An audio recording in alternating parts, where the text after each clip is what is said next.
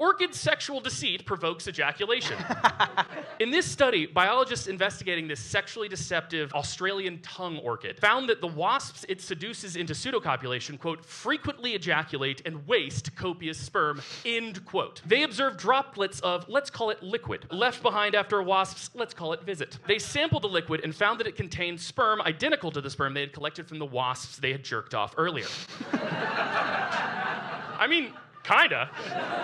How do you think they get it? In addition, it's hard to understand why this behavior isn't selected against. There are a lot of downsides for the deceived pollinator. It's a waste of energy, time spent potentially mating with other mates, as well as what this field of research evidently considers to be the bee's most valuable resource, its precious, precious sperm. And the question is, if the reproductive costs for these duped pollinators is so high, how is it that they haven't evolved to avoid the orchids, as those that are not fooled by the flowers are more likely to successfully mate and pass on their genes? And what's twisted about all this is that nearly all sexually deceptive orchids are pollinated exclusively by insects in which an unfertilized egg develops into a male. So by tricking the males into wasting their sperm and therefore not successfully mating with the females of their species, the orchids increase the relative proportions of males in the population and increase the number of pollinators that can help them pollinate. This form of mimicry in plants that deceives insects into, quote, pseudocopulation is called Puyanian mimicry, after Maurice Alexandre Puyan, a French-Algerian botanist, lawyer, and notorious plant fucker. I would like to tell you about a paper published in the Journal of the American Society of Naturalists, whose logo is a snail looking through a microscope, which, everything else aside, is really fucking cute.